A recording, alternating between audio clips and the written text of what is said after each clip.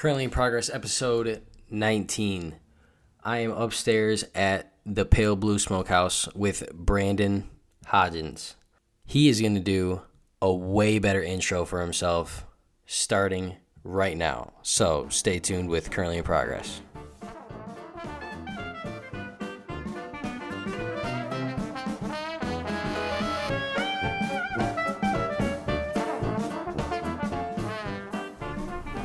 Okay, we are now good to go. All right. So, do your little intro, because I like that. My little intro? Yeah. My name is Brandon Hodgins. I'm with Nate O'Brien, currently in progress. We are on the third floor of the historic Stone House in downtown Gladwin, which happens to be the home of my wife and myself, our brand new restaurant, Pale Blue at the Stone House. Yeah. Yeah. And this is the first time I've ever been here, and just walking through the place, it is sick. And it's like a completely different feel. It literally is kind of like, it's a house.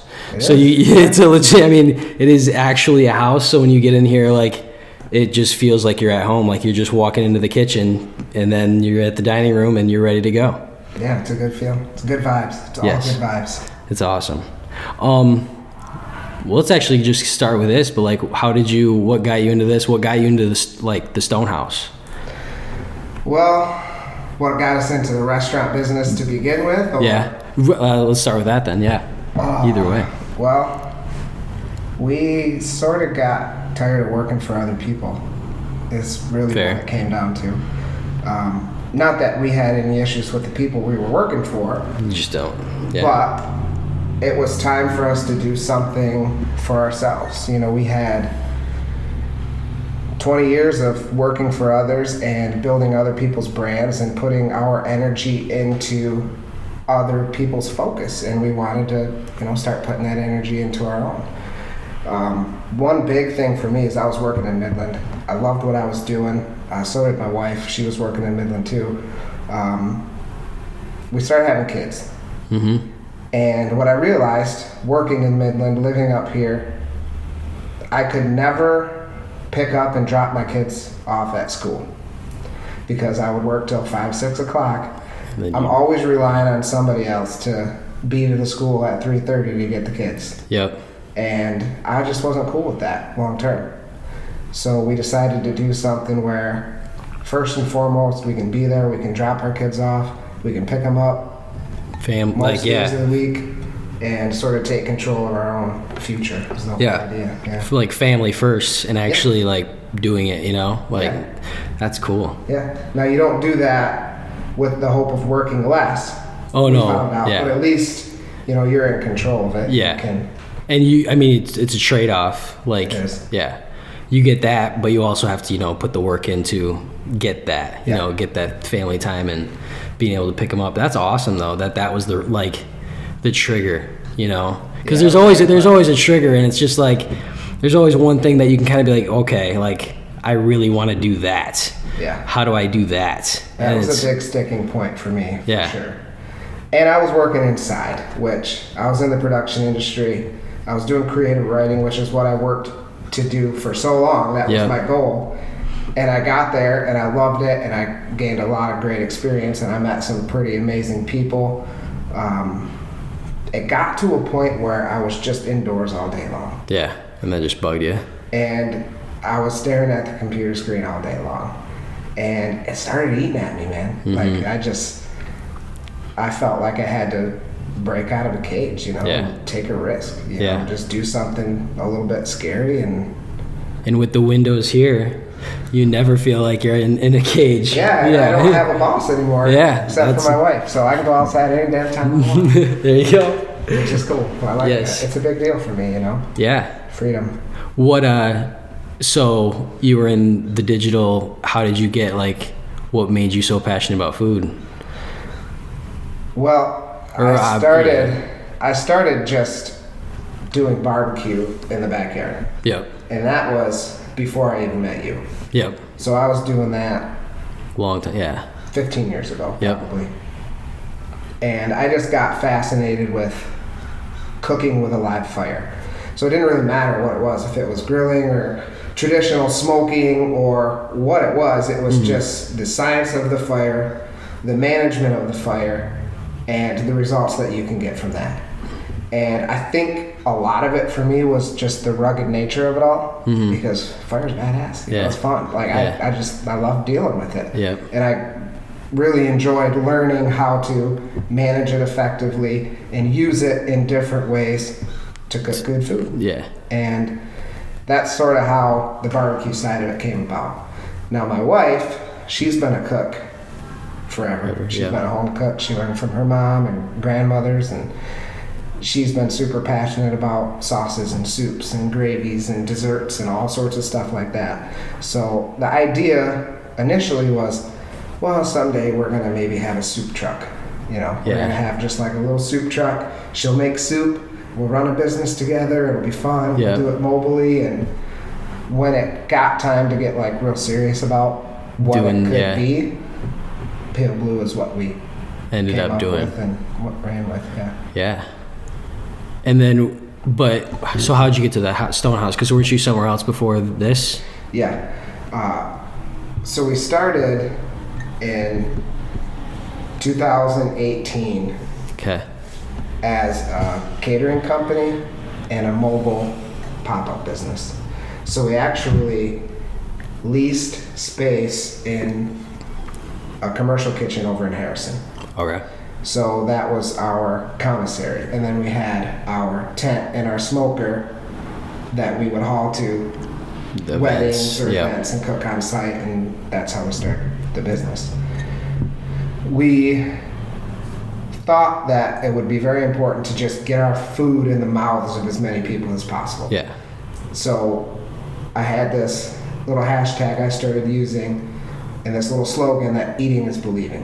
Yep. So the pictures look good, you know, I can tell you the story and you might like it, you know, but who we are, but eating is believing, you gotta try it. So we rented a little pop-up shop, we called it, right here, you can see it from here. If you look out the window, it's just down there across from Piper's. Yep. And it was basically a small office space.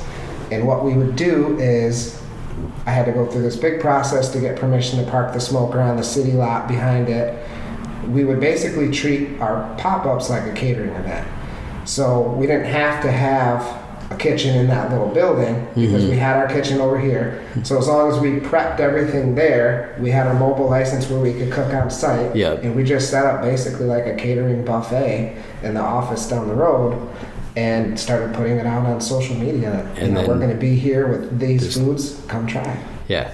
People started coming. Dang. So you own your little, I mean, the ingenuity of it is like, I mean, it was the only way you were going to kind of sell what you wanted to sell with what you had. Yeah. You know what I mean? Like, yeah. Well, the first event we did was at Crooked River Weddings. Okay. Yep. And it was the Love for Lily Rinn benefit. And it was just basically a big fundraiser for a little girl who had cancer. And we got invited to cook at it and sell. And I committed to doing this event like before our smoker was even finished, before we had our license, any of that stuff. So that process building up to that, you were like because this has to get done. Yeah, like I was painting the smoker the night before we went to that event, and 2 days before that event, we got our inspections done and our license.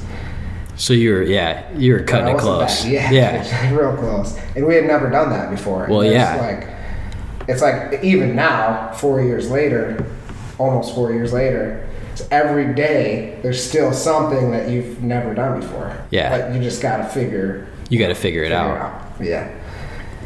In the food business, I feel like that. I mean, like with you being your own brand and everything, like everything would come up to be not like a problem, but like it's yours to solve.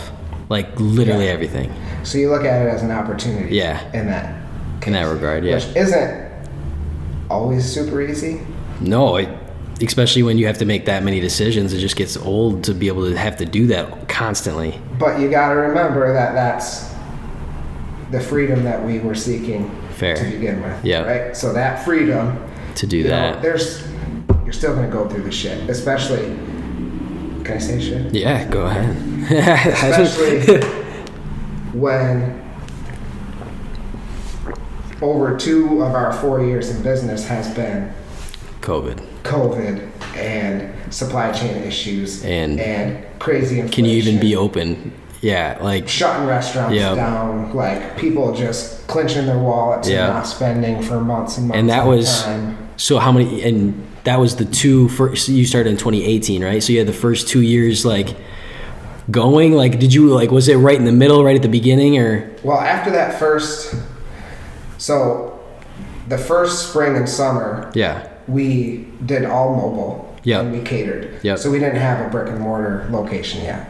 So there was nothing anybody could shut down if the. Oh, we could do it outside. We could, and do wherever you're licensed. A little more agile. There you go. Regard. Okay. But so that started June 2018. June 2019 is when we opened the small barbecue parlor across the road from Rite Aid.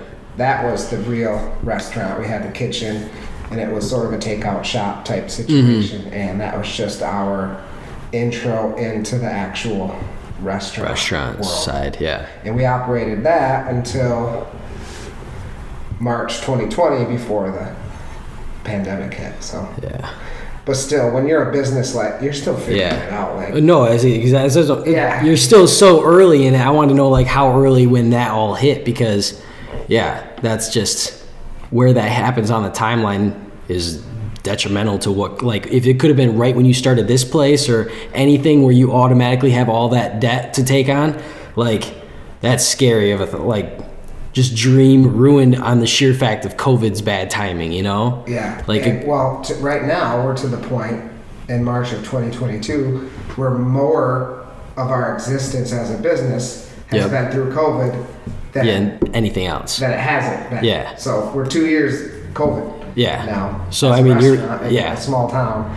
That's longer than we were pre-COVID as a business. So and post-COVID is definitely way more experience than anything. So you have to adapt to everything. You have to. That's the key right there is adaptability.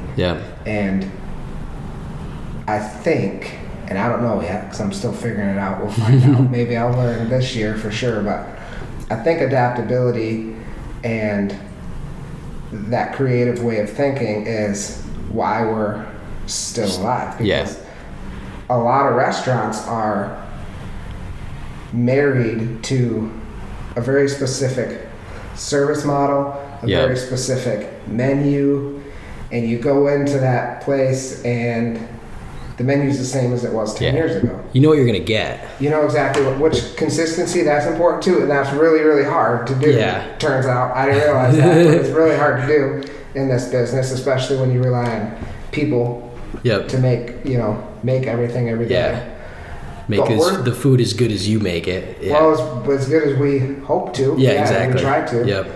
But we're not from this industry. You know what I mean? Like, I didn't come up in restaurants. I'd never worked fast food or restaurants a day in my life until we started this business. Becky was a waitress at TGI Fridays and Bennigan's and stuff in college, but we're not from this. So we're not married to anything. Except each other. Like, no certain model, no whatever works for you. Style of service, whatever we feel, and that's come with changes. You know, we've changed it up. We changed the menu.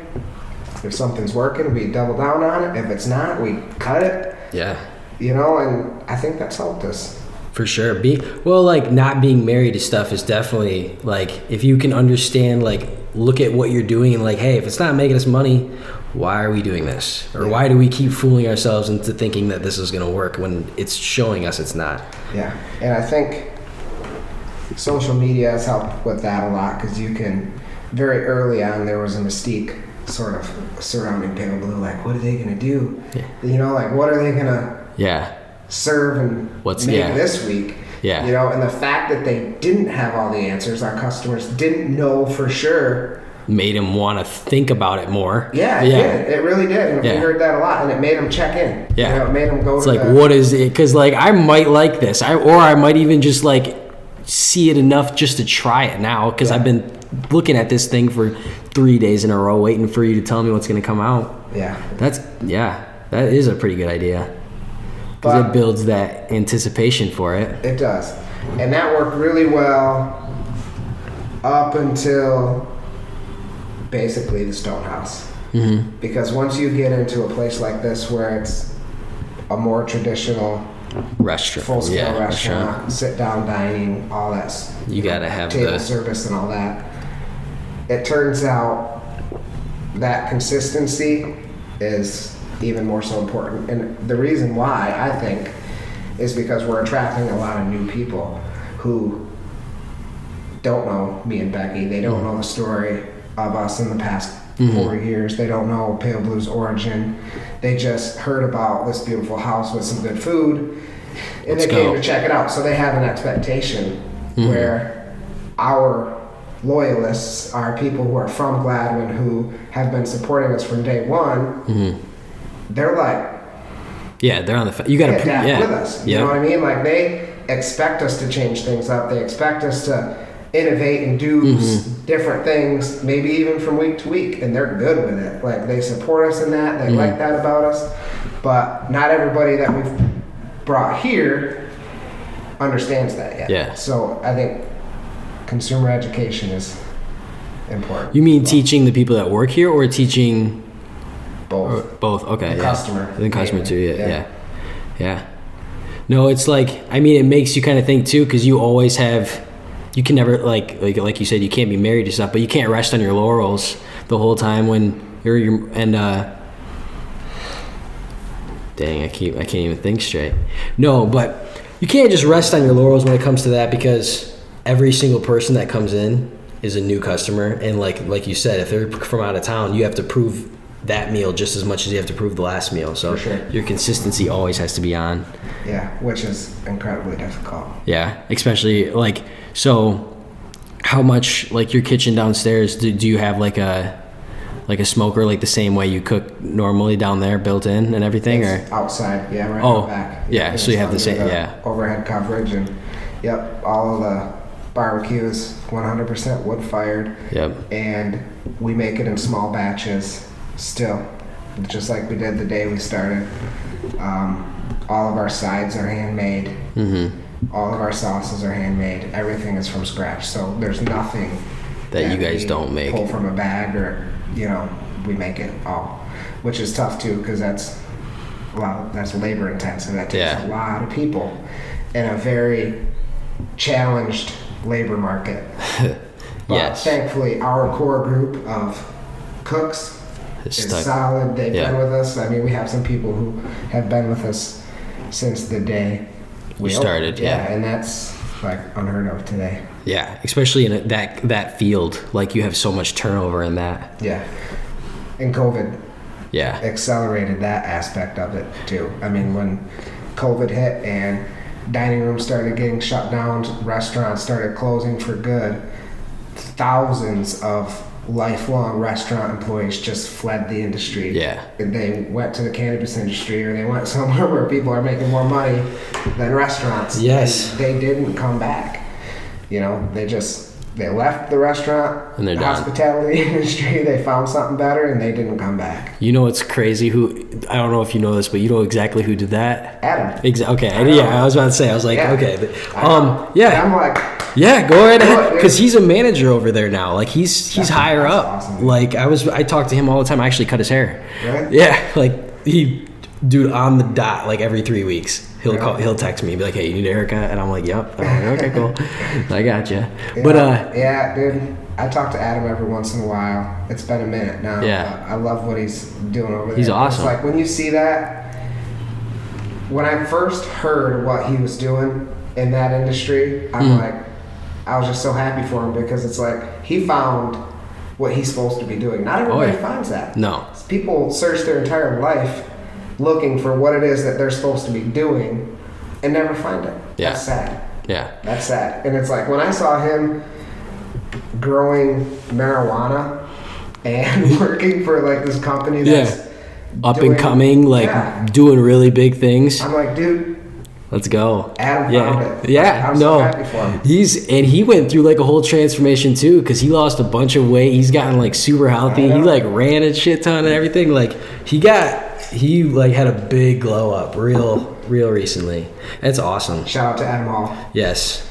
Good job, dude. We're proud of you. So you gotta tell your listener now how we know Adam and how we met, because we skipped right past that. We did. We got going on that, so I was like, I wanted to save this for later then. So we all started at the Jack Pine Tribune together. You did the hunting mainly, was from what I remember. Adam was one of the sports writers. He was at this time he was graduated, I'm pretty sure, and he was working for you guys. I was an intern. I was a senior or junior in high school. And I did some photography on the side, and it was just a fun experience. It was literally a one single conference. We had a couple other teams that they covered too, but all strictly sports and hunting. And it was that hometown paper where like everyone got recognition, even though like no matter how like small you were on that team, somehow you got recognition, and it was awesome. We make up awards for kids. Oh yeah, if they did something good, Hell yeah, dude. It was Cody O'Rourke, and this is because he was one of the. Was he a founder or was he? Yeah, he was. Yeah. Him and Clint founded the paper, and they were the publishers. Yeah. So he used to come to our like JV games, and I didn't even know really. I just knew Jack Pine. I didn't even know he worked. I was like, I don't know. I just didn't pay attention to like who people were at the time. And my dad would always talk to him and everything. And next thing I know, every JV article has Nate O'Brien in it for something. It was like Nate scored 2 points and had a steal. Like it was in there. And I'm sitting there. I'm like, I love this guy. I was like, this is awesome. No, it was a great paper. I love that. Tom? Yeah. Oh yeah. Well, he bought advertisements in the Jack Pine Tribune quite often. I know. Probably. I know how newspaper business works. Very true. Yep. Very true. Brian signs that. Oh yeah. Big supporter. Yep. That was a very cool thing that they built for youth athletes, high school athletes. So there was. I don't know if anything else like it now in the digital age. There's all sorts of coverage for high school sports on social media, online. But they had a print paper, dude, that came out every week. Yes.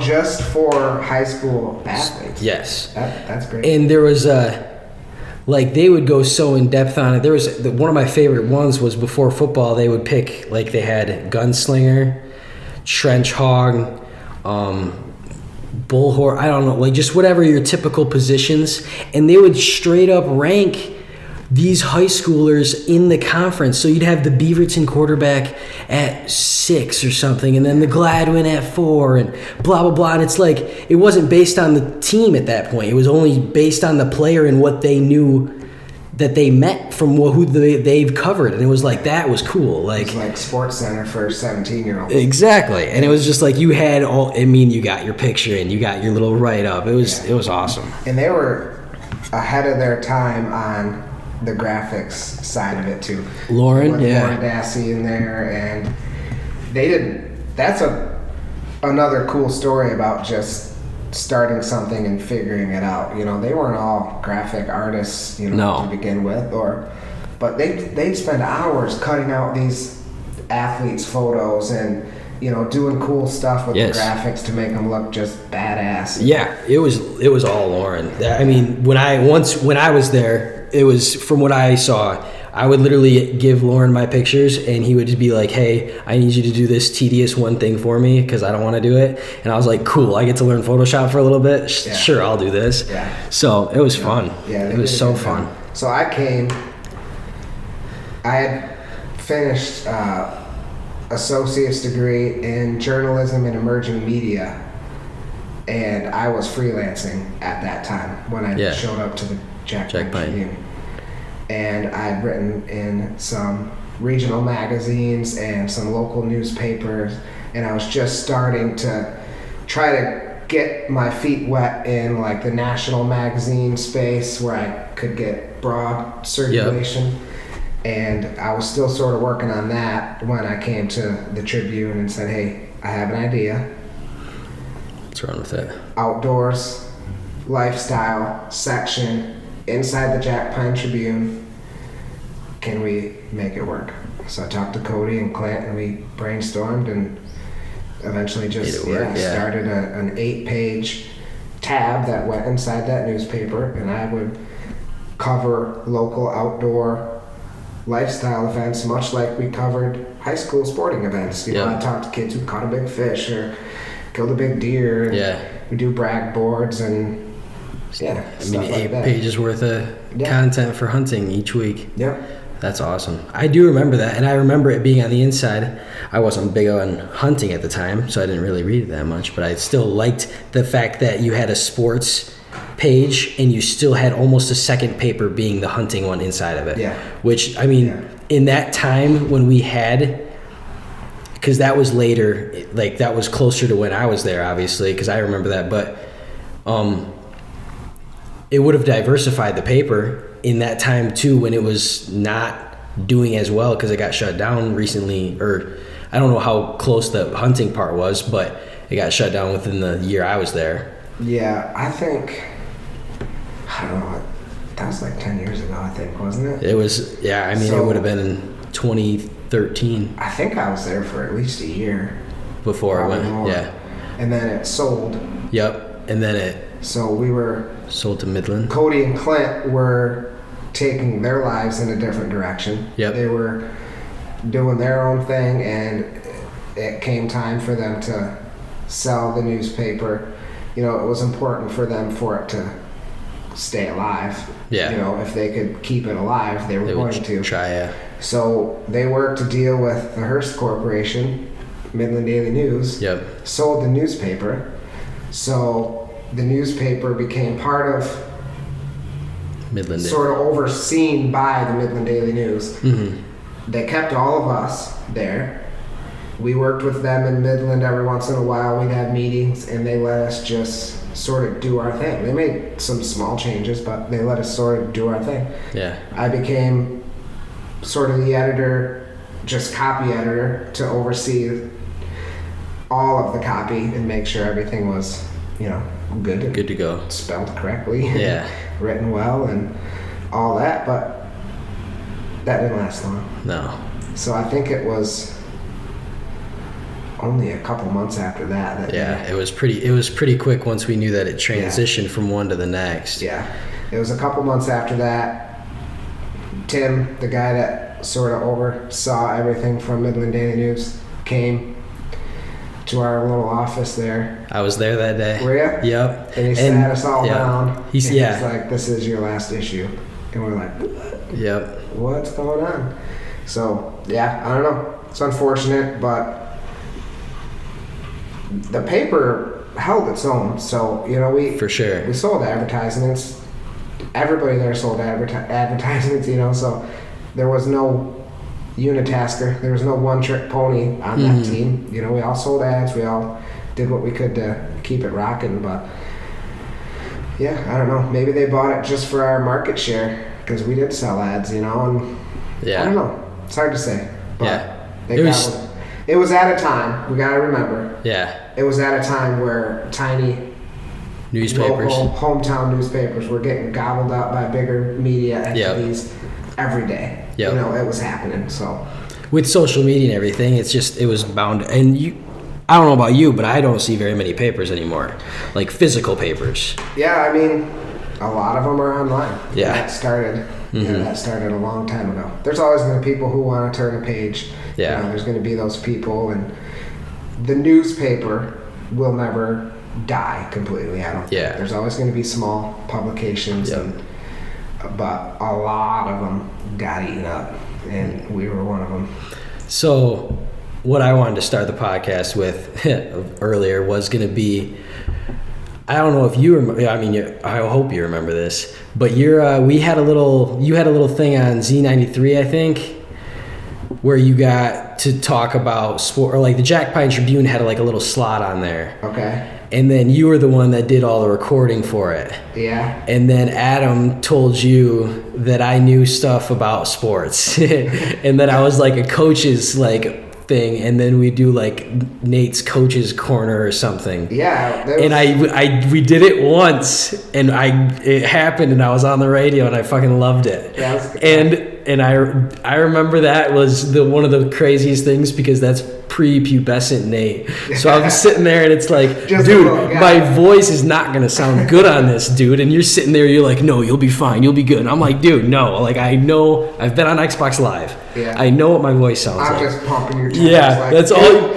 I need somebody on here. Yeah. So you're gonna have to do it. Yeah. Yeah, that was like what I was going for with that was like a very early version of the podcast. Yeah. You know, it was out there, like on a radio show, talking about these kids. Yeah. Because I understood that listenership, viewership, the more eyeballs and ears you can have on the brand, the more likely you are to sell advertisement. The more advertisement we can sell, the more likely we are to stay alive. Yeah. And it was, I thought it was a great idea. I loved it. I thought it was like the coolest thing, because like I actually wanted to say stuff that I thought people would, like, if you understood sports, you would understand. Like I remember vividly that it was a Holton Lake Beaverton game, and I talked about the zone. And I was like, Holton Lake runs the zone, and Beaverton has a lot of shooters. So my guess is that Holton Lake's going to lose. And obviously I have no bias being from on the Beaverton team currently.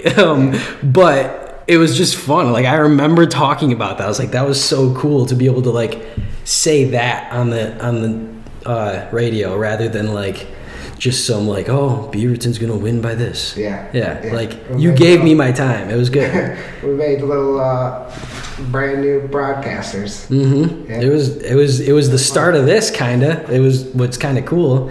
Yeah. That's cool. Yeah. It didn't work for some reason. I don't remember why, but it didn't. We didn't keep it going. Oh yeah.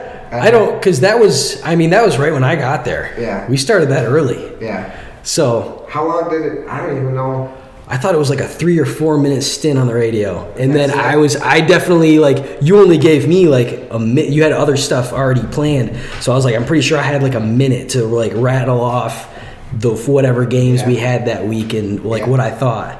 So I was like, that was sick. I had my own minute on Z93, dude. Yeah, sweet. Yeah. So that's fun. I'm glad you told me that story. I do remember doing that. I remember writing. I think we had coaches. We might have interviewed Mitch Bone from Meridian one time and had his comments.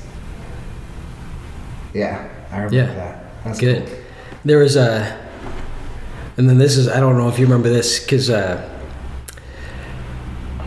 speaking of your graphics, after like football season, basketball season, whatever, you'd have like your 3 like awards for football. You have offensive, defensive, and then do you remember the year that I was there, what the third one is? Because we had page cuts, so we could only do the 3 awards rather than you guys usually had like 5 or 6. I mean, you guys, you didn't hand them out because they were all really good. Like, it was a running back specific, blah blah blah, and they all had full page write-ups, which I thought was amazing. And I was like, how do I get in this?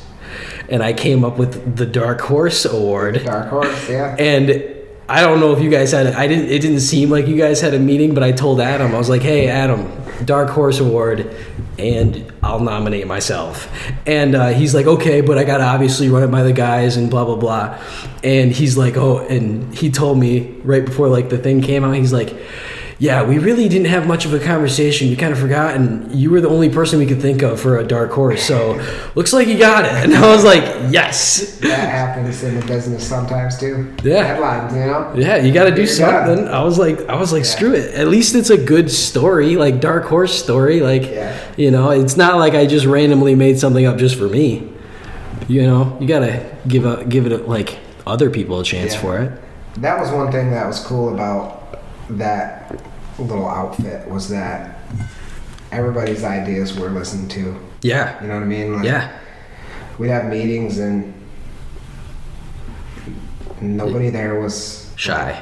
Yeah, and everybody had ideas and they just wanted to push the envelope, and that was all them. And when I started there, I just wanted to try to keep that alive and keep that going. And yeah, that was a good time.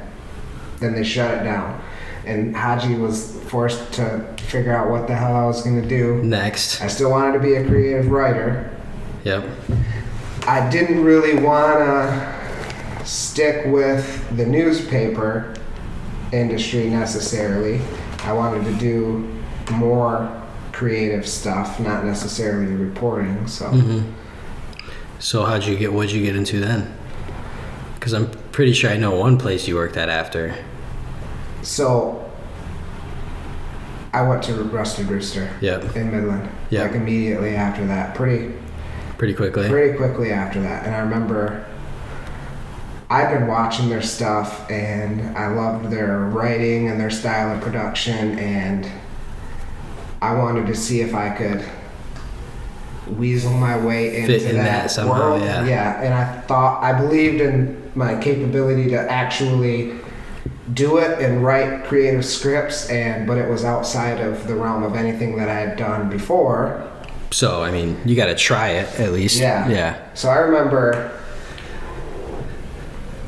I was splitting firewood, swinging a 12-pound maul at home after the newspaper was shut down. Yeah. And I'm like, I got a kid, I got to figure something out. I can't just, I got to figure something out. Yeah. I got a phone call from, I believe it was the editor of the Gladwin County Record. Mm-hmm. They had a position that was opening up, and I had an opportunity to go do some work there. So while I had her on the phone, I started thinking, this is not really where I want to go. I want to do something bigger. Mm-hmm. So I got to make a decision right now. I set the splitter down. Yeah. And I'm like, I'm sorry. I appreciate the opportunity. I might be interested in doing some freelance work for you guys, some reporting, some writing, but I'm not interested in that position at this time. Yep. I hung up the phone and I called Jason Brown, Rusted Rooster. I didn't know him before this, but I'm like, I'm going to shoot my shot, see if I can get in there, just set up a meeting. And he answered, and I just told him, hey, my name is Brandon. I'm a creative writer in Gladwin area. I love what you guys do. I'd love to meet with you guys and see if there's any way I can help you guys out. Yeah, be a part of it, Yeah. And then went in and nailed it right off the gate, or was there some... Yeah, I guess so. I mean, I got a contract, so I was sort of like I wrote... All right, so I don't like to leave a whole lot to chance. So if I'm going for an opportunity, I'm going to try to put my best foot forward. So I wrote a script for them before I ever went. Yep. And I got my mic and I put music to it and I recorded it, and I'm like, this is a sample script that could go before your dropped television series, and so this is what I write. This is what I can do. This is what I think I could bring to your production. And I took there and showed them, and they were digging it. He sent me a test. A test? A test, like a written? No, it was like, we're pitching 3 shows to major national productions. Mm-hmm. These are the concepts. I need creative briefs for each of them. Okay. He's like, this is what a creative brief might look like. These are the concepts. What could you do? And these were shows they were going to pitch to Discovery Channel. Yeah. And I'm like, I don't know, dude. I've never done this. I have no clue. But do it was something. Just to write. Yep. I think they just wanted to see if I could write. Yeah. And understand a little bit about their style. And were they actually pitches that they were currently doing? Yeah. Oh yeah. So yeah. And I didn't really know that. I think maybe it was hypothetical. It's just testing me out. But I did those and sent them over. He loved it. I went down to meet him at Rooster. They gave me like a monthly contract where I would just come in and write narration scripts for their television shows. So they were hunting, outdoor lifestyle based production, so it's in the vein of what I wanted to do. I had never written a television show voiceover ever or a narration script like that at all. But I sat down with some of the editors on the first day, and it was like a 30-second commercial for Grizzly Coolers, and they had it all cut. Up to this point, Casey Kiefer and Jason Brown, they did all the writing themselves. Mm-hmm. They never had it on staff or a writer. The first project, 30-second commercial for Grizzly Coolers. I sit down with the editor, I'm like, this is fucking cool. And it's really cool. He hits play, like there's music to it, all the shots are there, and he's playing it, and it looks amazing. And they're like, we need a 30-second script for a voiceover to go over this commercial. And I'm like, okay. I've never done anything like that before. So I went to the little office that they had for me, and I sat down, and it's like, it was like so natural. And I wrote it in like 10 minutes, brought it back to them, and it was perfect, and they ran with it. And did you do the voiceover, or we hired? Okay. We hired voiceover artists. So we would do the scratch reads. So like they had a little booth in there where, and then you would once it was written, I could go in there and read it and pace it out and time it to make sure everything fit in there before we actually paid the voiceover artist to do it. So I would do that because the timing and all that obviously matters. And that was a big learning curve for me too, was figure out how that sort of flows and the pauses and the pace that everything is done at the same pace of the editing of the video. So that was the first one, and it was badass, and I don't know, like Grizzly Coolers, and it's like falling out of the truck, and you're like, oh, built tough. Well, it was cool. And I'm pretty sure Grizzly still uses that commercial today, but I'm not a toot my own horn kind of guy, but that, like, I was good at that. It came very naturally. The fact that it took you only 10 minutes to come out with what worked, I mean, that's the value of that, like, being good at that. I mean, if you only do it in 10 minutes, that's awesome. I could pump those scripts out like butter. It was my job. That was my goal, was to get that contract that I had with them renewed and upgraded, and eventually to get hired by them and be their full-time writer, their staff writer. So that's what I did. I became their writer.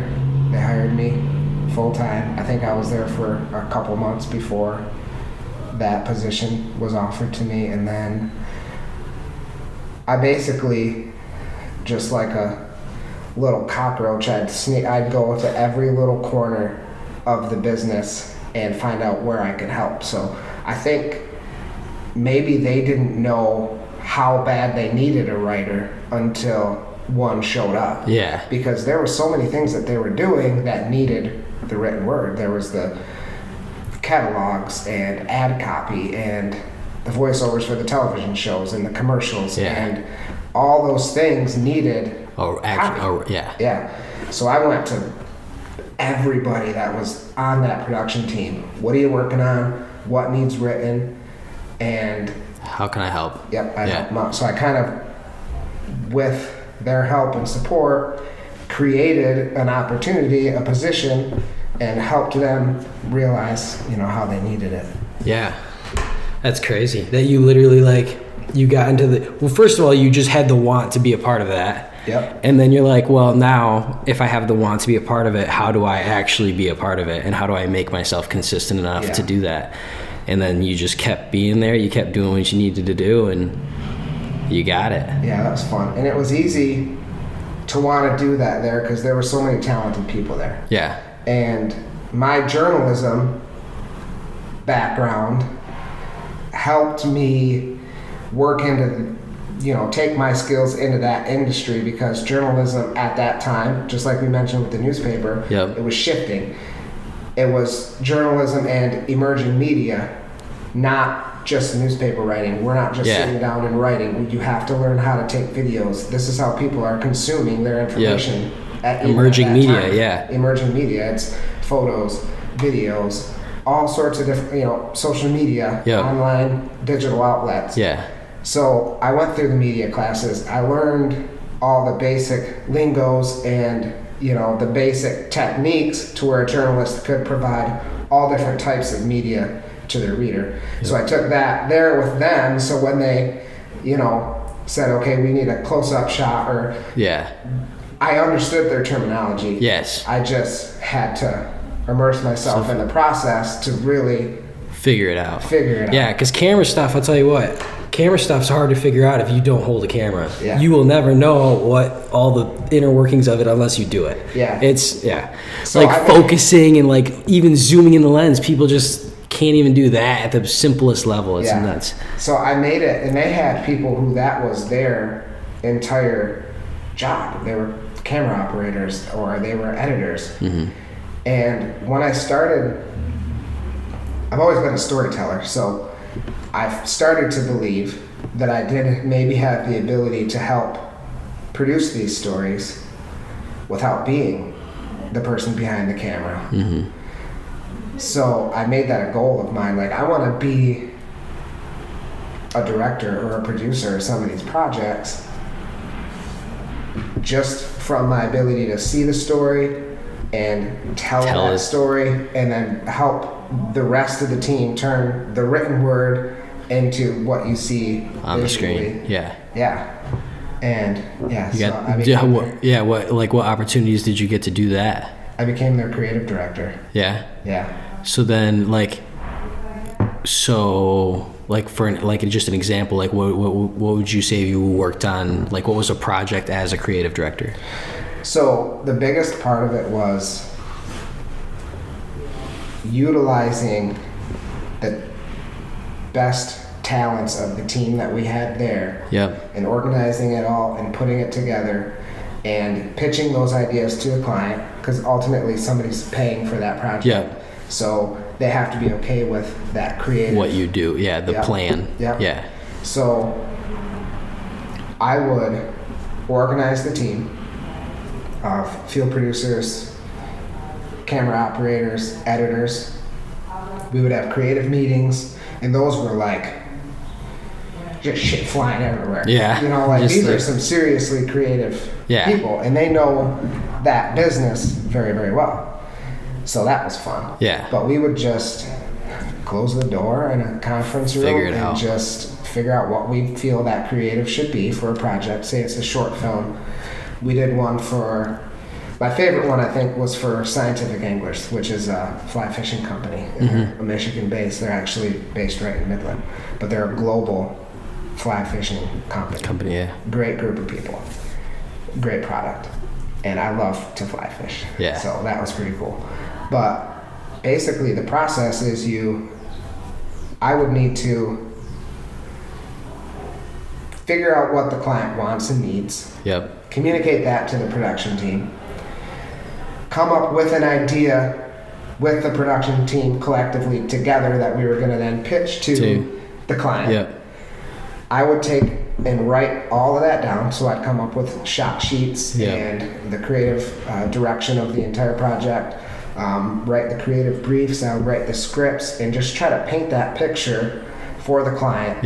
So when they give you the thumbs up, they know exactly what that end product is going to be. Supposed to, So I pitch that to the client in a way that would make them give us storyteller. Tell the story. Take that and oversee with the crew there the project from there forward, from the infield production to the editing, just sort of oversee it. And these guys, they're much better on a camera, they're much better with audio than I ever was.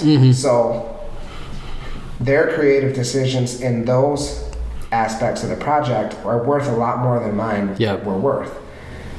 I had to just make sure that at the end of the day, when we sent that first preview over to the client, they were going to be like, badass. That's exactly what we wanted. Done. Game. Yeah. Yep. So I had to make sure that it all stayed within that parameters, that scope. Yeah. And, You just had to keep people reeled in and not let them get too crazy with whatever ideas if they had too many. Because I'll tell you what, if you're a creative, you're gonna get on the thing and you're gonna be like, oh well, I think this would actually be way cooler. So let's just do this real quick, dude, and see what happens. That's the hardest part of my job. Yeah, and you're just like, hey, we need you to calm down. Yeah, well, that was the hardest part of it because we wanted to do complete creative freedom on every single project and make it as amazing and awesome as we could, and then money and whatever else factors into it. You got to remember all that. We don't care. Yeah, I do. Let's make it amazing. Yeah, but that project isn't always what necessarily drives home the hard sell of that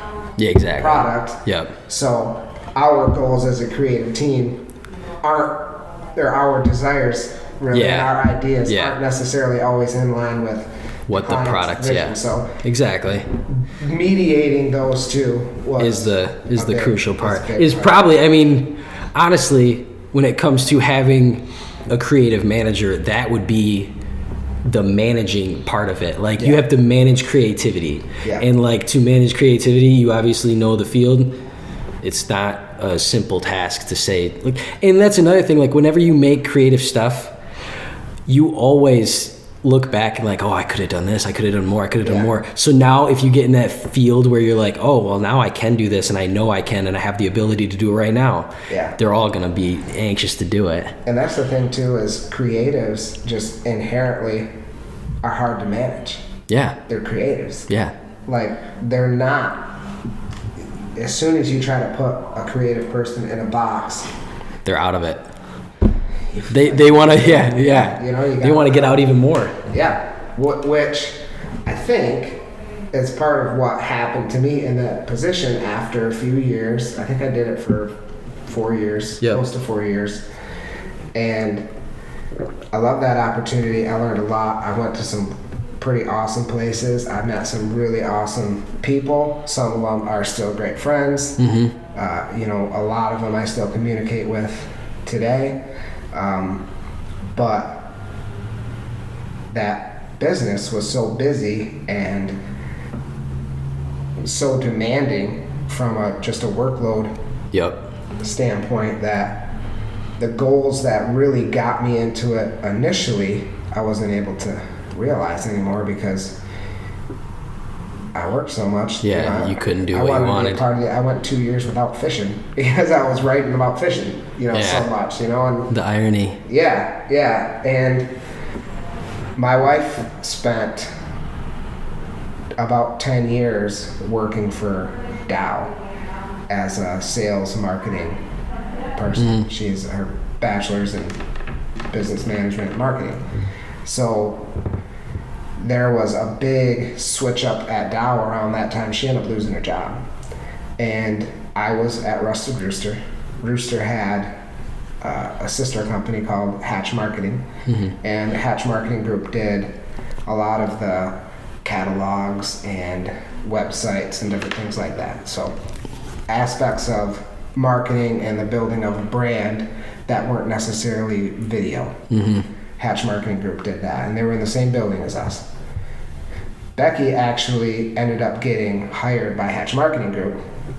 So she would be a sort of a forward-facing person with the clients and work on the marketing side, and she would help to sell these projects, and then myself and the creative team would help produce them, execute them. Yeah. So we actually worked down there together. That's dope. That's awesome. And then we both started getting to a point where we're like, it's time for us to get out, something different. Yeah. So, okay, just before we move on to that, what other, so Rusted Rooster, what kind of, did they work with Netflix and not Netflix, but Discovery Channel, you said? What kind of companies did they sell to? It was a lot of commercials, I know that. Yeah.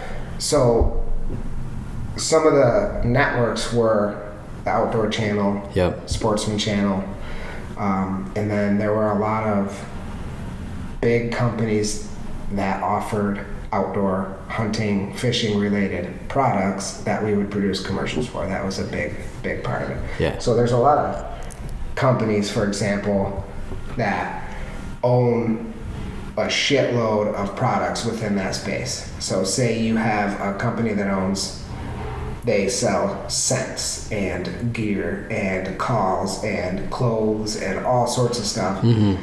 There'd be businesses like that we would be basically the agency of record for, so we would do all of their marketing and we produce all the commercials for all their different products. And if you get one big company like that, you have a lot of work because you have each product to market. Yeah, we did a bunch of those. That's cool. They had a show on Animal Planet. The Kiefer brothers did at one point. And was that dropped or was that? No, it was Brothers. What the hell was that called? Brothers in the Wild. Brothers. Oh. The Wild. Something like that. Brothers. Yeah. Wild stuff. I can't remember what it's called now. That is cool.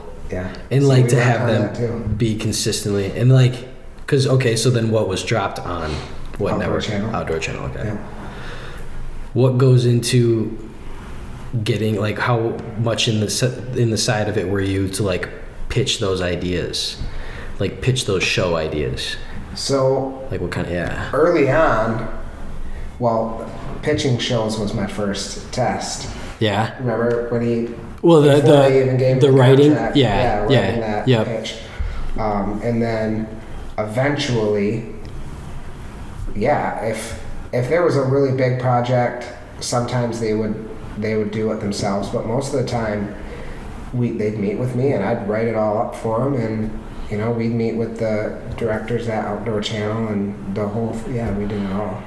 So what kind of process would that writing be? What kind of things do you write in that? Are you writing up scripts for that? Are you just giving a big overview, or what goes into the preparation of a show? So a lot of research, just a basic understanding of viewer trends and what's popular at that time, and we'd get notes from the executive producers on this is the overall sort of idea behind it and the goals that we're trying to achieve, and then you flesh it out as thoroughly as possible, knowing what obviously when you're doing things like that, when you actually get filming, it's not scripted so much, so there's things that are going to happen that you don't know, but basically you flesh out everything that your production team is going to be able to control while you're out there. So it's pretty in depth.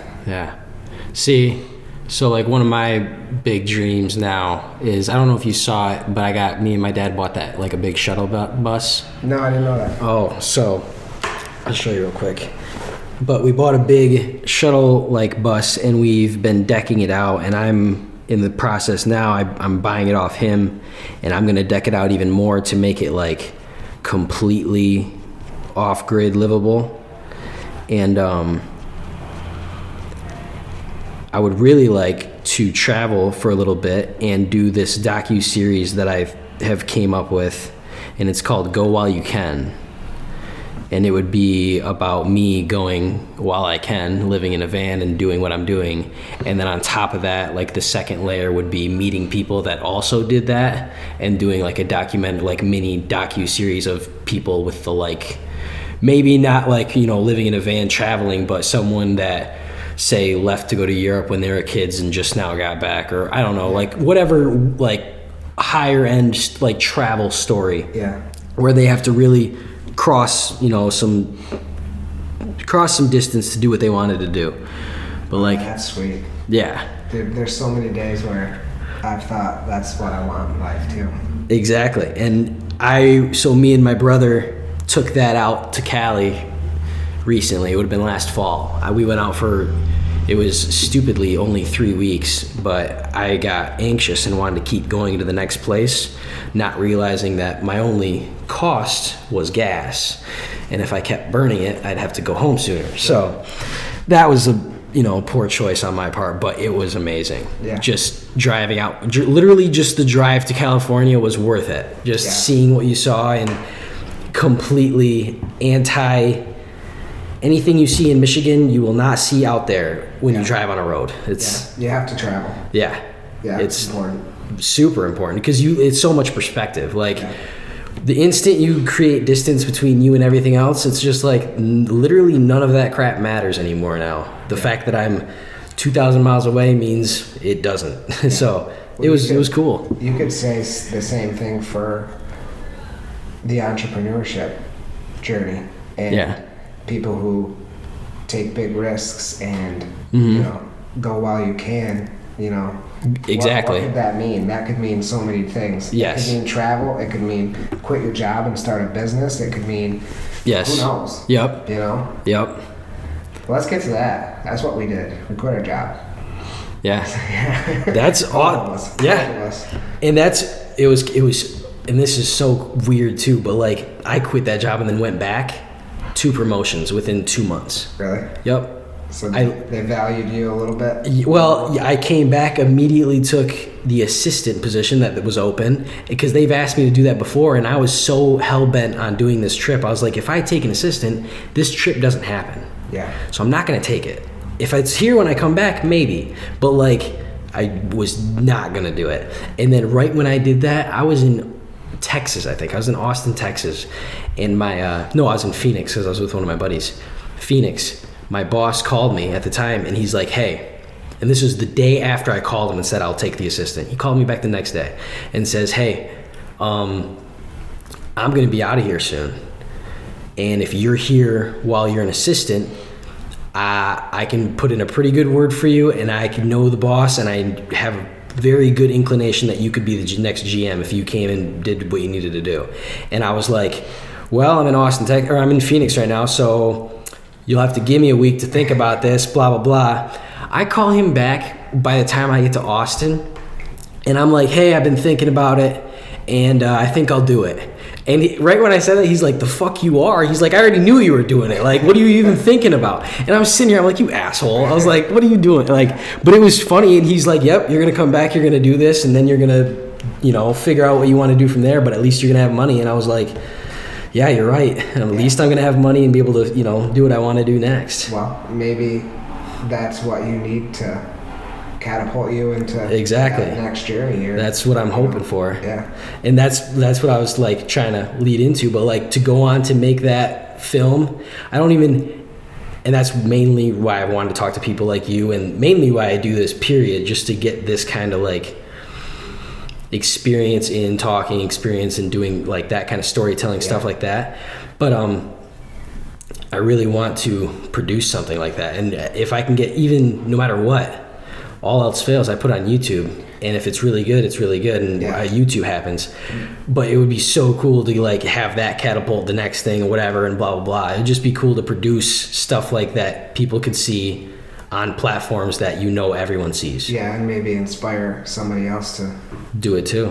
And go while you can. Yeah. That's the thing is, you don't need a production company or, a high budget production to create great content anymore. No. You just don't. You can do it with an iPhone and a shuttle bus, dude. Like, you can do it. And it's the simplest thing, but sometimes the simple things are the most impactful or the most meaningful. Sure. I've learned that. I sat down with Jim Gleason, who was one of the media professors at Delta when I was there. And he was the producer of the Mike Avery television show for a long time. It's a very, very popular hunting show. And then he did Mike Avery's podcast for a long, long time. And I sat down with him when I started going down that road, and I asked him, I want to write about the outdoors. I just want to write creatively about the outdoors. What should I do? And I'm just looking for advice. Yeah. And he said, if you want to write about the outdoors, start writing about the outdoors. Do it. Like, what are you waiting for? Yeah. Do it. You're going to have to start somewhere. You're going to have to be able to show a body of work to people in the future. So start writing about the outdoors if that's what you want to do. Mm-hmm. And I'm like, oh shit, that's a really good advice. You know, like, why did I think of that? Yeah. Yeah, you don't need somebody to tell you can. Yeah. You just do it. And then you do it. Yeah, And then so it works. What I did. Yeah. I started a blog for free, and I would start calling people and asking them if I could write a story about them, and be on my blog, and here you go. Like, yeah, and then my free blog with 6 articles on it is what got me my first published article when I was still in school at Great Lakes Bay Regional Lifestyle Magazine. Paid like 10 cents a word. I thought I was balling, dude. I made like $80 on that article. That's like somebody paid me to write. Only because you wrote first. I had to show them that I could write. Exactly. Know? Yeah. It's almost an epiphany when stuff like that happens. Like, damn, that's so simple that I was stupid enough to forget it. Yeah. Yeah. Well, I think everybody deals with, to some capacity, like an imposter syndrome. Oh, for sure. You know, you've heard of that, where like you feel if you're going to do something new or something that's out of the ordinary for you, out of your comfort zone, you start to feel, even if you are good at it, you know, and you start to feel like, well, what business do I have doing this? You know, but what business does anybody have to tell you that you can't? Exactly. You can do whatever the hell you want. Yeah. You know, you really can. Mm-hmm. And that was a big part of our conversation when we decided to quit our jobs and start Pale Blue, was that, I mean, we spent months calculating, you know, like, what do we have to do to make these bills work? Yeah, like, if we both quit our jobs, do we have a big enough market for this? Do we have the skills? Can we make it work? Because it's a big risk. Yeah, and it's also, I mean, a very smart thing to do prior. Like, you have to know, like, you can't make uncalculated risks. You have to know, like, hey, is this even a viable option? Yeah, so there's a lot of research that goes into that, and just soul searching too. I mean, really. I mean, and you said that process was like 2 or 3 months? Months, dude. Yeah, because that's a decision you have to make that's going to impact years and years upon your life. Like, I'm responsible for 2 kids now. Yeah. You know what I mean? Like, Bob was very young when we started this business. He's like 5 now. We've been doing it for almost 4 years. So he was very young. You know, everything we do, we're trying to secure a future for our kids. Yep. And I'm not a gambler. I'm a very competitive person. Because of that, I don't do things that I'm very confident that I'm going to lose at. You know what I mean? Like, that's why I don't gamble. Yeah, because chances are you're gonna lose. I'm gonna lose. Yeah. You know, like you don't win. You very rarely win. Which is super odd that you run a restaurant. So that's the difference. Statistics. That's a calculated risk. Yeah. I take big risks. Yeah. I don't gamble. They're 2 different things. I'm okay with taking a big risk because I can calculate that risk. If you and can. That's what Becky and I did, is we calculated it. I mean, we had poster boards strung up in the house, like, these are what our menus could look like, how big is our market potentially. We wrote business plans, we sketched logos, we did all this stuff every single night for months while we were working for somebody else. Yeah. And when we finally got to the point where we were thinking about pulling that trigger, there were a couple very key. So that's the calculation. You know what I mean? That's not a gamble. Like, you know what you're up against. You know what skills and tools you're bringing to the table. And you can come up with the best judgment on whether or not you can make it work. And that's basically what we were doing for so long, was calculating. Figuring it out if you could, And there were 2 key moments where you're like, yeah, we got this. We made the decision. One of them was, we're out on the porch one spring night listening to the frogs. You know, the frogs start chirping. Yeah. And we're talking about all this stuff, and Becky says, what if we fail? And like, this is like, I asked this girl out when I was 15. Yeah. for the first time. Like, this is my human. Yep. You know what I mean? Like, I don't want to bring that stress onto her. You know what I mean? Yeah. Like, my number one goal in life is to make sure she's straight. Good, like, she's happy. Yep. Above, like, literally everything. And she asks you that. What if we fail? So she grew up in a family that was more so, you kind of do typical. The sure bet, the safest bet. Where can you make the most money? How can you put that money away for retirement? And what's safe? What's consistent? What's always worked? Very hard workers, yep. But where are you going to make the most money? And they're going to pay you every week, and you can put that away for retirement and have a comfortable lifestyle. I wasn't raised like that. No, I mean, yeah. My family, my mom was more of like a follow your heart, dude. Like exactly. Follow your heart, man. Yep. If you believe in it, there's literally nothing you can't do. So if you want to do it, just do it. So when she asked me that question that night on the porch, well, what if we fail?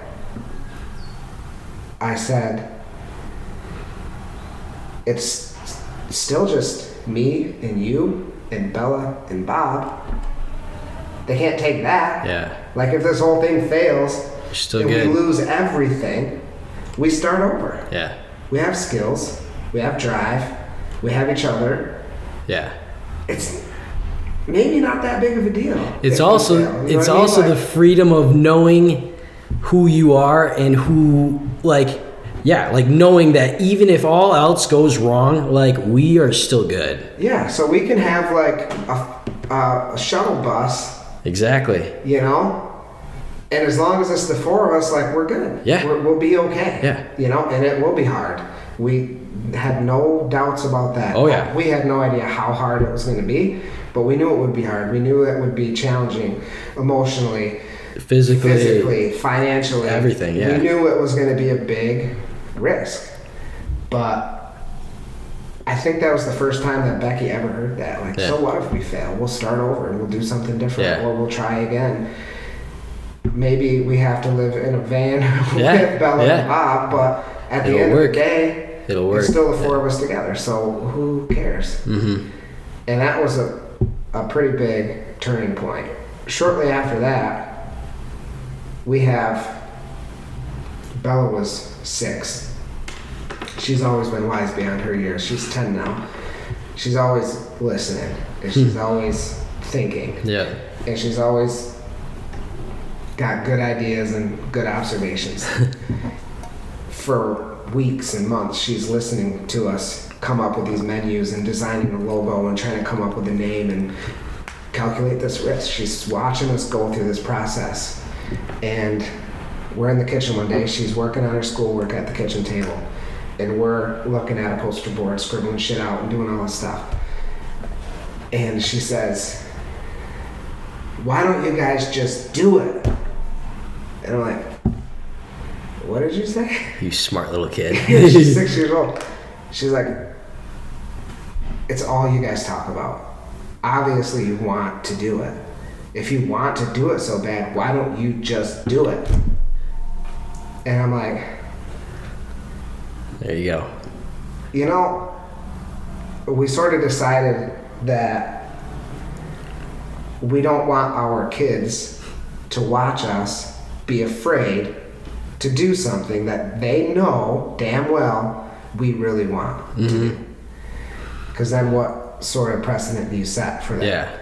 Yeah. So we wanted her to see us do the work, take the risk.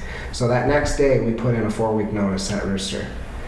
And we got the licensing paperwork. We finished the logo, finished the smoker build. Did that one event. Yeah. We made 21 pork shoulders that day for our first event. Sold every one of them. And booked a whole bunch of open houses for the spring. Oh, yeah. Yeah. Open houses, that would be a killer food at open houses for sure. But we built the brand. Yeah. A big part of it was we have the marketing background. We have the brand building background. We're just doing it for other people. What if we took those brand building skills and that experience and our love for cooking and our love for community and brought that all together for our own business and built it for ourselves? That was the idea. Did you find it harder to build that brand in comparison to one like building like or just writing for other brands? It's really different because in my past experience, you originate the idea, you develop a concept, you build it, and then you ship it off to their team and they have to carry it on. This one, we built it and we've had to maintain it for 4 years and get it to a point where, when people think Pale Blue, they think positively. They think of the community, they think of good food, they think of homemade, they think of the Stone House. Now the Stone House, so that's been a lot different in that aspect because it's ours, and people, that's also been a barrier that we've had to try to get over, is people up to this point and probably still, Pale Blue is Brandon and Becky to a lot of people. That's what they, and it is to a point, but it's a lot more than that. We have a team here. We have people who are. It's kind of that. It's also like an imposter syndrome too. Like you're trying to get yourself out of the situation, like not get yourself out of it, but get yourself out of the eye of it. Like this is way bigger than me at this point now, and this is way bigger than me and my wife. This is a conglomerate of different things going on. Well, and you can't. We want to grow. Yeah. We have to, because margins in restaurants are very small to begin with. So the only way to make any money at it is to volumize. Yep. So you have to do more business. Yeah. And that's what we're trying to do with having the outdoor. We have some projects going this spring that we're not announcing yet, but we're going to have some pretty sweet stuff going on in terms of outdoor dining and events and stuff outside here this year. And I forgot where we were going with that, to be completely honest, but I had a good point. I lost it. Where were we at? I guess you were with me on that one too. You can't. Here it is. Got it. You can't work on the business when you're working in the business. So for 2.5 years, I was the only person on the smoker. If I were to get sick or if I were to get injured or anything like that, I had no backup. Yeah. So if I wasn't there every day, 4 or 5 o'clock in the morning for 15 hours, we didn't have the barbecue. That's not sustainable, for one. 2, it's just bad business not to have a backup, not to have, anything. Too many eggs in one basket. Yep. So, and that, I love that process. It turns out that there are aspects of that barbecue process that aren't good for some of my personality traits long term. Fair. Yep. So Becky says I'm a perfectionist, and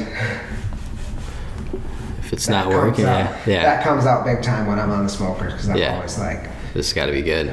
It's got to be perfect. Like totally over analyzing every aspect of it. It's just tiring. But that's what got you there in the first place. Yeah, was that maybe key to it? I mean, it's got to be there's nobody that's. I've learned this from one of my buddies back in high school. His name's Yanni. I did a podcast with him too. But I tell you what, the entrepreneurs that are actually good at their stuff are a little crazy. Because Yanni just started a food distributing company where he has his own truck. He has his own warehouse in Detroit that he goes down, picks up stuff, and sells it to people up in this area. And he works at UPS. He just bought a house, and he's doing a bunch of stuff to that. And he works full-time at UPS. He's a supervisor there. And then he delivers almost, I'm guarantee you he's probably driving a good 20 hours a week on top of all that.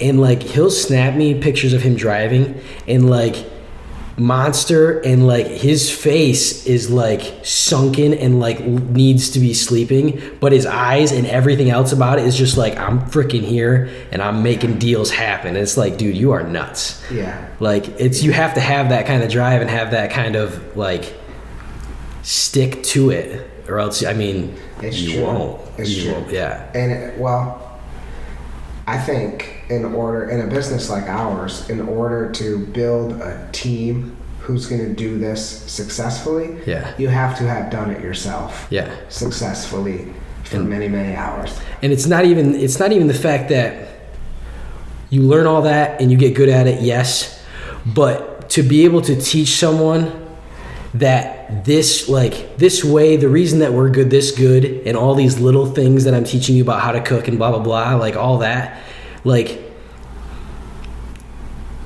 you have to actually be able to teach that down the line.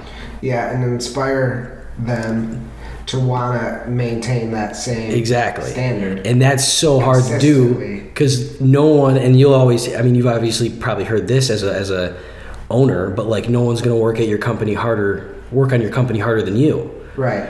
But exactly. I would hit it with a but. That's the importance of building a good team. Exactly. Because if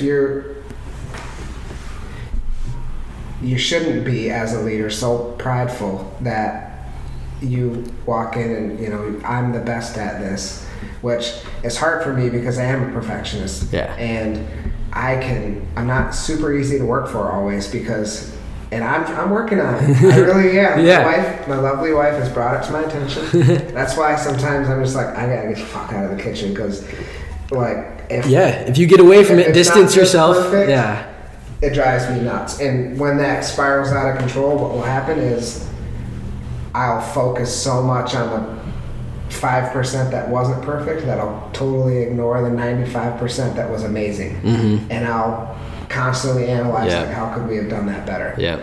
So my understanding is that there are people who I need to find and inspire, who I believe are going to do that job far better than I could or was doing or will be able to do. That's what I think will be this key to success long term. It's not me, or Becky. We've created opportunities for people. They have to use them. Day to day, our manager is better day to day managing than I am. Day to day, our pit master is better pit mastering than I am. Day to day, our dishwasher, for damn sure, is better dishwashing than I am. Yeah. Day to day, our catering manager is better at managing our catering clients than we were. 100%. Yeah. Now, as a super competitive person, that's hard for me to let those things go. When it was time to let some of those things go, that was hard. That was very hard. Yeah. But I realized that, both of us realized that we need to be able to work on the growth of the business and the promotion of the business and the bigger picture. Where do we see this going in the future? Yeah. And when you're working 100-hour weeks, like we did for over 2 years, I mean, no exaggeration, we did everything. I mean, I wouldn't let anybody touch that smoker except Becky. She can run that pit. She can run that pit. She did it enough with me to where she can manage that fire just like I can. She can do all sorts of stuff. She can trim brisket. I mean, she can do it all. She doesn't have to anymore, but she can. She's done it. And no, that's what's great about like you building the company around that, like the why. Have you ever read Start With Why? It literally, like, how you are explaining how you want to run your business is exactly what that book's like alignment is. So like 3 circles. The inside one is why. The outside, the second one is how. The last one is what. He's like, if you don't start with why, anything on the outside doesn't matter. Right. Exactly. Yeah. So simply, I mean, just that's the punchline right there. Yeah. And that's exactly how, if you don't have people that want to do what you want them to do, in the sense of build a community and be a good company and have good food and all these things, rather than someone that just comes in here and is a cook, like, it's way more important. Yeah. And the thing is, we have that. Like, we have a really great core of people, but you need a lot more people than that core to do the everyday duties. Yeah. And where we have struggled, much like so many other businesses, especially restaurants, is finding those extra people that you need, because so many lifelong restaurant workers just fled the industry and they didn't come back. They're not coming back. I've submitted to the fact they're not coming back. Yeah. So that's why you see some of these restaurants in bigger cities completely changing their service model, because they don't have adapting. people. Yeah. They're adapting. Yep. And COVID started that for a lot of businesses.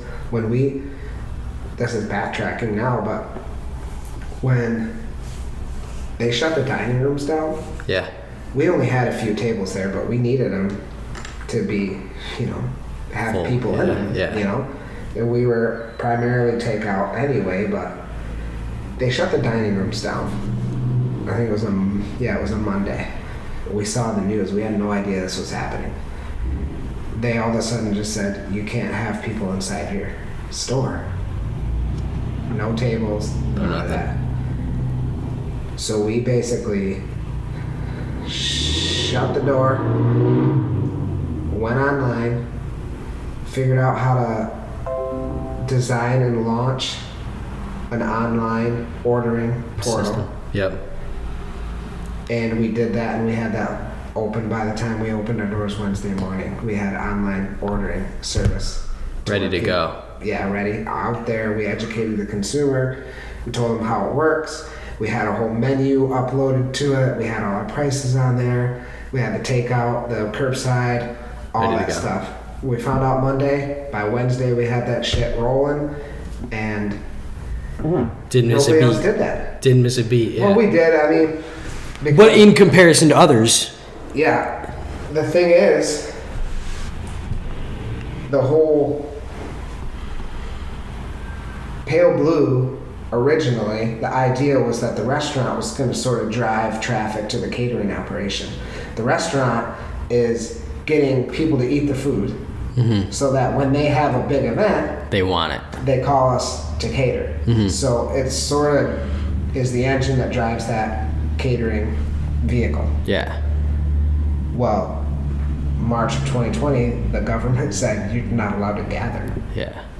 We had the whole year booked, full of weddings, and we're staring down the possibility of having to none of those refund deposits to every single one of those clients that we had on the books for 2020. That would have killed us right there. Yeah. We'd have been done. We would have been just done. Especially that, yeah. No more Pale Blue. I mean, we'd have had basically nothing but a logo left after that. So then what got you out of that? What was, so you could do all those because of, or? No, many of them that we couldn't do. Oh. So we proactively reached out to every catering client that we had on the books. Yep. And we offered them the ability. We said, at the end of the day, we want to cater your event, which is 100% true. We want this to happen, because what people were doing is getting scared and canceling. And we don't want to do that. This is our livelihood. Yeah. This is our business. We want to do these events. Yeah.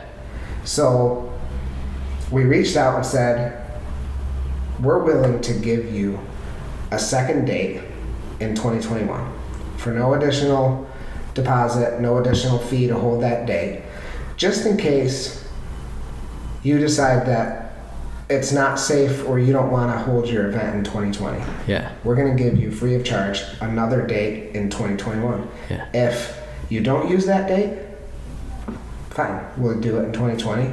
No change. Perfect. If you decide to cancel your wedding this year, no big deal. We have your date held next year. Yeah. We already have everything good to go for you. No problem.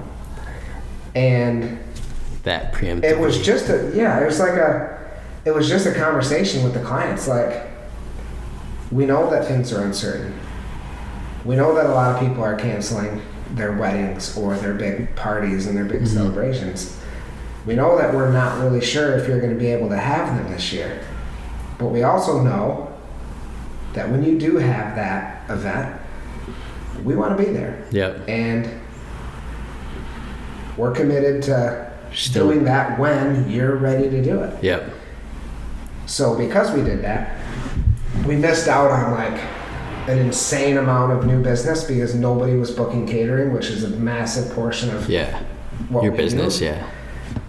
But we kept those clients that we had, and we moved them to 2021. And then, and you didn't have to give up your deposits, I'm guessing, because you kept them until then. So that, I mean, that alone saves you a lot of money. Yeah, just not having to do that. Yeah, that's working capital at a time where people aren't spending like they normally do, and we're going through a very difficult, challenging time as a business. Yeah, and the part of that whole shakedown with COVID is a big reason why we ended up here. Yeah. Even during the pandemic still happening, we bought this place and we put everything we had into restoring it and getting it to where we could have a restaurant here during COVID. And people literally think we're crazy, I think, because we did. Oh, I mean, you probably are. Like you said, I mean, like I said earlier, you kind of have to be to do what you did. I mean, you got to be a little crazy. I mean, the commitment to it and the drive through it, that was awesome. We were leasing our space down the road. Yep. When they shut dining rooms down, we saw everybody around us had the ability to do different things outdoors, and we didn't. We had the Riverwalk with deer blinds out by the river because they had the property to do it. We had a hotel with their own parking lot where they had ice shanties and different things like that. We had a leased space. We had no more room to grow there. We had very limited ability to adapt outdoors if we needed to in the future. And we literally couldn't add another piece of equipment inside that building because the infrastructure was maxed out. So your lack of ability to adapt forced you to. Yes. Yeah. Because we realized that for the long-term health of the business and to build any real long-term value for the business, we have to grow. Own. Yeah. We have to own, and we have to be able to pivot when it needs to. Something crazy happens, like the world shuts down. Yeah. Because apparently it can happen. Yeah. That's something that we had never even thought of before. You know, we didn't know that. No one happen. No one knew. But even though it is a big risk, there's a lot of potential here. Oh, for sure, yeah. You know, and I think we're building something of value, and if anything crazy like that happened again, there's a lot of things that this house could be. Yeah. You know, and there's the on top of that, we've been driving up and down this road for 35 years, and we always wondered what's inside that house. What that place is cool. Like, what is it? What's in there? Yep. You know, that house is awesome. We actually looked at it a year before we bought it. We looked at it before COVID hit, and we're like, wow, we can't really afford it, but what if we could, we're just dreaming. Yeah, you were just poking things out, like this could be that, this could be, yes. Dreaming. And then COVID hit, and we're like, okay, I guess that's not going to happen this year. But a year later, COVID's still going on. Dead of winter, we can't put people outside. We don't have room for any of the other stuff that people are doing. We're very limited on our ability to pivot. And can't put people in a box. You know what I mean? Like if you feel that way, you're gonna get out. You gotta change something. Just like when we were in the production world. I mean, if you're a creative and you try to put them in a box, you're gonna get out. Yeah. But I recognized a pattern, and I think my wife maybe won't admit it about herself, but I'll admit it for her. I think she deals with it too. Maybe not to the extent that I do, but I've noticed a pattern with myself where I have like a 3-year window. Okay. So I'll start something, and I'll work so hard at it, and I'll invest so much energy and effort into it, and I'll take it as far as I can go. In about 3 years of doing that, then I start like, I wonder what else I could do. You know what I mean? Like exactly. Or especially if I don't feel like I'm growing in that spot anymore, then I have to change. Get out. I have to change. Otherwise, you just get stagnant. Yeah, and you don't like it. No. You get in that box again. I get angry. Yeah. I just get bored. Yeah. You know, we have to. That's what's good about this though, because I mean, this can constantly grow and constantly change, and hopefully in enough of a way to where you can still, I mean, I don't think you'd ever like quit it, but like stick with it to the point where like, man, I did this, I dealt with COVID, I did this for 3 years, okay, now we're just starting this new venture, and like we'll see what the next 3 years comes, and when that comes, maybe the whole Pale Blue will do a whole U-turn and be something else. Maybe, maybe, and you don't know, especially today. You don't know. You never know what's going to happen. And yeah, I think this house, as risky as it was, has potential to be an amazing restaurant. It has potential to be so many other things as well. You know, so and the limits are only what you can think of. Yeah, you know, options are open. When it came time to actually get serious about maybe buying it, the thought of just a restoration project, I was like, hell yeah. Yeah, like, you were about it? Yeah, dude, big time. Yeah, so that's good though. It's good that you were about it and not like, oh, let's have someone else do this. No, I was terrified. I mean, seriously, every single day, terrified. But you just do it. Do the next thing. So the first day after we closed, I came here and started ripping up carpet, you know? Ready to go. Yeah, just might as well start. And Becky's dad is a contractor, and he helped us a ton. Yeah, he worked here almost every day with us. Yeah, and that's what it takes. It takes a lot of people. But now it's beautiful. You know, if that's as important to me as the business side of it and the growth of the restaurant or the growth of the catering business is, at the end of the day, we could sell this whole operation tomorrow, and I still feel really great that we stayed in this house. You know what I mean? Yeah. Like, this house it's been here 124 years. Dang. It had gutters that were missing and just dumping water into the basement every time that it rained. It had flashing on the chimney that had failed. Flashing or caulk around the turret, it was leaking in. Ceilings were getting destroyed. Water was getting into the house. Had a lot of work. Like, somebody needed to come save this house, and water will kill a house quicker than anything. Yeah. It was getting in. And it sat here empty for a couple of years, and somebody needed to save it. And the fact that we did, like, I'm good with that. You're proud of it? Like, yeah. I hope, I am proud of it, because I think whether we're here forever or somebody else is here forever in this house, that opportunity exists now. Yeah. You know what I mean? If you wouldn't have, if not you, who would have came in and saved it? Yeah. Yeah. Just maybe no one. Yeah. Maybe not. Yeah. Maybe no one. And it would have lasted a long time, but it would have needed a lot more work. Yeah. And at that point, in today's day and age, that's when this thing gets torn down and built anew. I mean, simple as that. If it's got too much work, it's pretty easy to tear something down. Yeah. You know? Yeah. It's a lot harder to keep it going for another 100 years. Yeah. So, yeah. I mean, we love it. It's been... We thought we have a week into just scraping glue off of the hardwood floors before we could sand them because they glued that pad down so much. Like, yeah.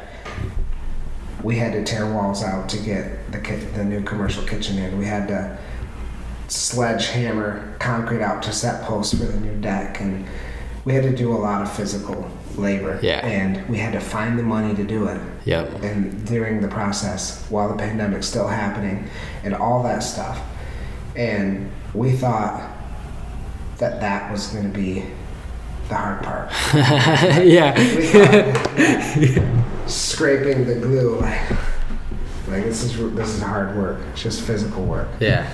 It's not the mental. Dude, it's not easy. the emotional. It's not the Painting. figure out the next shit that's gonna happen. Yeah. Painting is easy.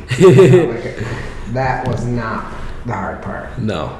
The hard part is adjusting to a completely new service model here with the wait staff and everything like that. Trying to find consistently, good new staff members who care for it like you do. Yep. Outside of our core. Like I said, we have our core. They've been with us, some of them for 4 years. I put them up against any team in this state today. Ready to go. They are the best people. Yep. It takes a lot more. It takes twice as many people as we have in the core to operate it on a daily basis, especially when we're really busy, because we'll have 60 seats in the house and we have 40 seats outdoors. Damn. And when we get into the spring and summer, we'll have full 100 full people houses. here and 2 catering jobs happening at the same time. It takes a lot of people to do that. And I'm hoping we have, that many people. That many here. people to That's what handle we're it. working for. Yeah. But the challenge of figuring out the new service model, doing it consistently, educating the consumer, getting by as a business and as a family during the thinnest financial times of our life after the biggest risk and gamble of our life. Yeah. That was the hard part. Yeah. Dealing with that. Yeah. I can swing a sledgehammer. I can do it for a long time. It's not that hard. Like, that's easy. You'll figure it out. Yeah. You won't get tired. It's got to get done. It'll get done. Yeah. But we just keep plugging away at it, educating the consumer and trying to find new ways to reach out to people and do the next thing. Being here and trying to motivate the team to do a great job for a great town. Yeah. Even if they're not as good as Beaverton. Just kidding. I got love for plenty of people in Beaverton. Yeah, for sure. It's good joke. But no, there's a lot of people. Just not their football players or their wrestlers or coaching staff or their restaurant. No, I'm just kidding. Fair. No, I like it. You might as well. It's fun. It's all in good. It's all in good fun. I don't know. I think that rivalry has been pretty consistently nice. I don't think there's ever really been too much bad blood ever between Gladwin and Beaver. Not that I've ever seen, hopefully, but... So I went to school between 2000 and 2004. Okay. And in our time, you didn't talk to people from Beaverton. Really? We weren't buds. You Fair. know what I mean? Good. We had a football I wish game, that's what it was like. It's better now. Yeah. I think it's better now this way. But we weren't homies. Nah. We weren't hanging out on a Friday night, with kids from Beaverton. And now, some of these athletes I coach, they're best buds. Yeah. Yeah, they're best. Yeah. They just went fishing with that guy down the street the other day, and it's friends. It's how do you even I didn't even know half these people. The fact that I knew other people's names on other people's team, my friends thought I was weird. Yeah. They're like, how do you know his name? I'm like, I look at the freaking roster. I was like, it's not hard. It's better this way. Yeah. It's better this way because the rivalry is healthy. Yeah. It's still alive. It's still there because you still want to kick each other's butts. Yeah, for sure. Yeah. But you can be friends too, which that's maybe the kids are more mature than we were, because that's a part. I know all these restaurant owners. A lot of them are friends. I want every one of them to succeed. Mm-hmm. You know, I'll text a lot. You know, weekly basis. I text with some of the restaurant owners and compare notes. But yeah, I want to kick your butt still. Yeah, you know? yeah. Like I'm still gonna work. I'm I'm gonna control what I can control. But like, man, if you're doing something good over there and people are going to you, like that's just the way it is. Yeah. Like you can't fight it. Competition is good. It makes everyone better. Be better. Yeah. Yeah. Because I mean, you got to keep up. Yep. You can't get too far behind. Yep. One other thing I did want to talk to you about. I don't know, and now that I know more so the fact that you've wrote a lot more than I ever thought you did, because I didn't know that was like your full-on background. I knew that you did it, but I just didn't know to what extent.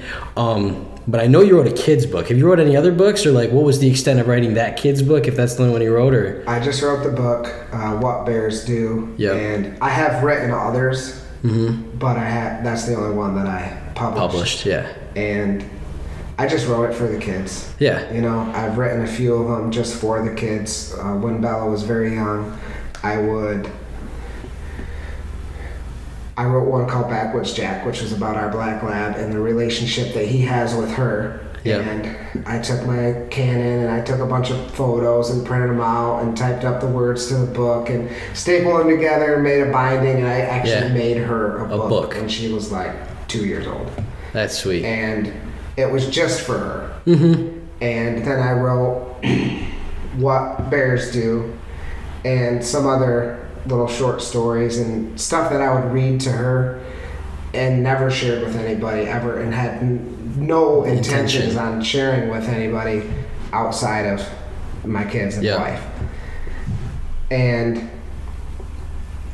my wife and Bella, once she got a little bit older, just pushed me to see what could happen. Yeah, just publish it, if for no other reason than to just have it for them. And they said, you know, it's really good, you should do it. I'm like, I don't want to, it's just for the kids, you know. And I wasn't super motivated to do it. Well, I started looking at how do you go about becoming published as an author. Mm-hmm. And it became a goal of mine as a writer to become a published author.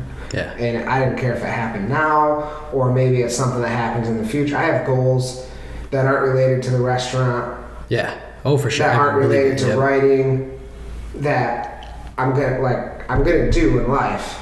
I don't know when. Like eventually. Just later sometime when the time is right, I'm gonna put my energy into that. Yep. That's kind of what it was in terms of a children's. Yep. This is the time someday, yeah. So I started researching, like, what do you do? How do people get published? And I learned about the whole process of finding an agent and working with publishing companies and editors and how they can review your work and change it. And it's like, I don't want to do that. Okay, I was good. I was hoping that's where this was like, leading. It's not about like selling a shitload of books and making a whole bunch of money and. It's just about literally having that. Just having the book. Yeah. And it's like, I wrote it for Bella and Bob. I don't want to change it. If it's imperfect, perfect. You know what I mean? Like, that's what it is. That's how it came out. That's how I wrote it for them. I don't want some editor to come change. I just made it. It's not for you, editor, man. Yeah. You know, like, it's not for you guys. Yeah. It's for the kids. So I decided that I'm not going to go that route, because as soon as they say you got to change these pages and add this and do all this stuff different, it's like, that's not that book anymore. No. You know, it's not the book that. Then I don't even want to publish it at the point. I don't care. Yeah.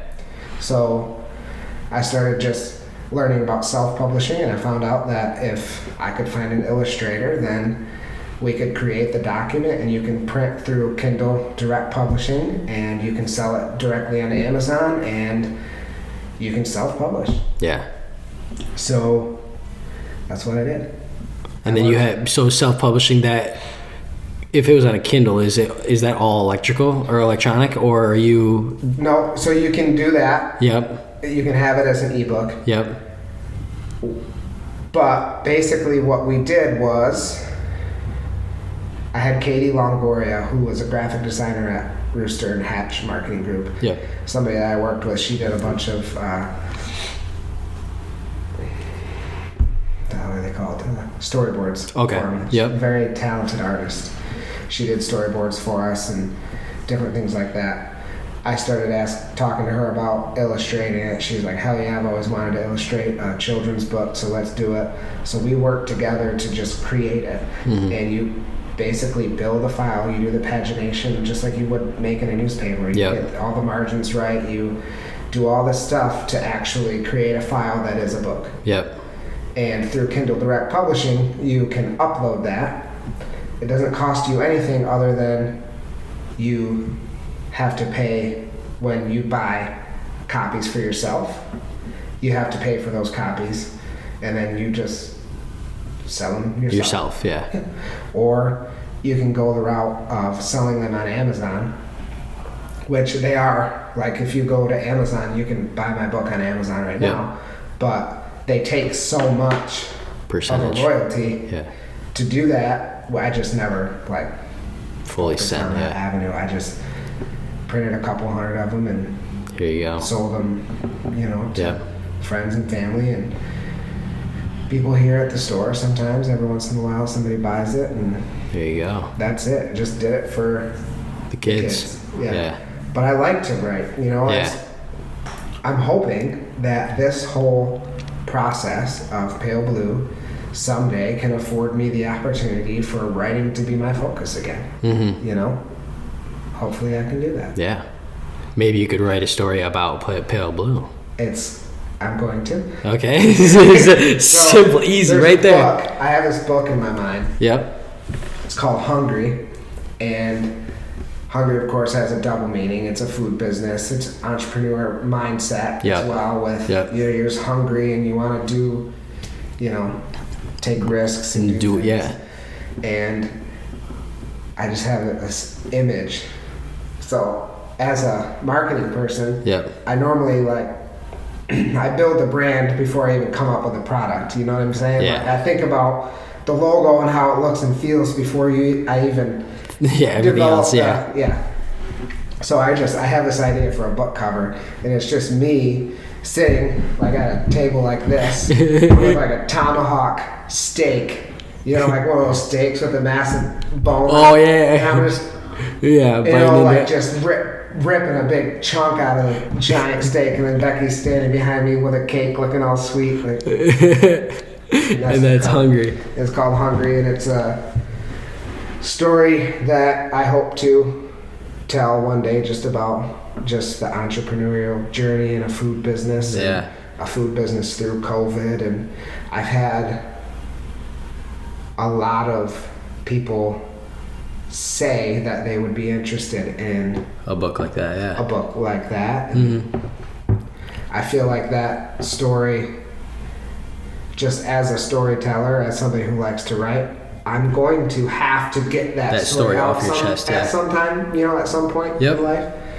And when I do, I'll probably just sit down and do a little book out of it. Yeah.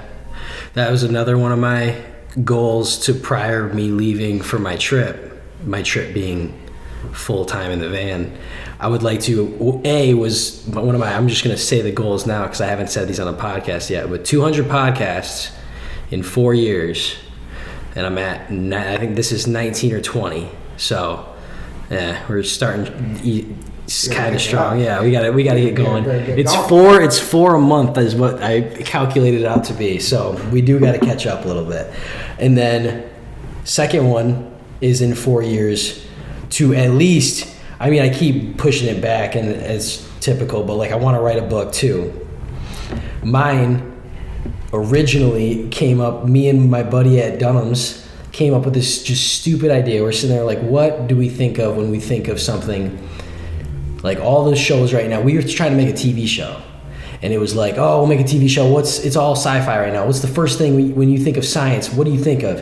And it was my buddy Justin. And he looks at me. He's like, photosynthesis. And I'm like, what the fuck? I was like, what do we do with that? I was like, and then stupidly enough, we sit there and talk for a little bit. And we're like, what if plants could talk? Okay, so we got on that little tangent, and that was like years and years ago.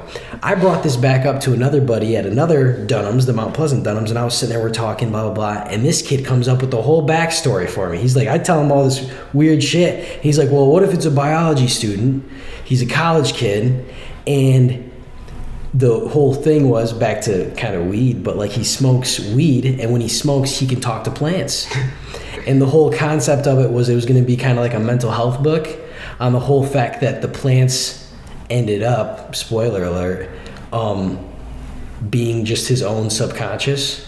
And he was just so high that he was willing to talk to plants, but really that's just him talking to himself the entire time. So the whole book is just about this stoner kid that has plants talking to him while he's going through like a bunch of like family stuff, college stuff, working with like just dealing with girls, dealing with going to work and like having to be a business, just average college things. But like all of a sudden that Fern over there is now talking to you while you're having a conversation with this girl, telling you what you should say and how you should do it and stuff like that. I got a bunch of notes and I have yet to sit down and write anything. Well, that's out there, Nate. I know it is. But just remember that somebody also had an idea one time where a young high school student would get bit by a radioactive spider and then have the ability to swing from building to building and save lives and fight superheroes. And, you know, I imagine when he first pitched that idea to somebody, they probably thought maybe it was a little out there. But he did it anyway. And it worked. But I will say this. I'm pretty sure I watched something on Netflix where somebody gets high and talks to plants. Damn. So Google it. I know. It's ringing a bell. Definitely. I've seen something on a show. It's definitely been done, I think. And I want to end it because we're about to hit this 2 hour mark. And you brought up Spider-Man, and I have to show you this because I literally just got this tattoo, and I'm super addicted to it. You're a spider. Yeah, dude. Oh my gosh, dude, that is crazy. Yeah. What is going on there? Just a little mask, look behind the mask and it's just the cosmos, Whoa. I know, it was trippy. I saw a weird picture of it, of like just a normal face. And I was like, well, I don't have any normal faces I want on my leg. But you know who I do want on my leg? Spider-Man. So that's how that worked out. And that was an awesome, just little, you just brought up Spider-Man. I was like, fuck, I got this. Let's go. But, it was fun talking to you, man. This was awesome. I'm glad the stories went the way they did. I'm glad the conversation went the way it did. It was very fun. Yeah, good deal. Yeah, thanks for coming to see me at the Stonehouse and caring and asking the questions. And yeah, it was good catching up with you. Good catching up with you too, man. Peace. Oh, that was good. I appreciate it, man.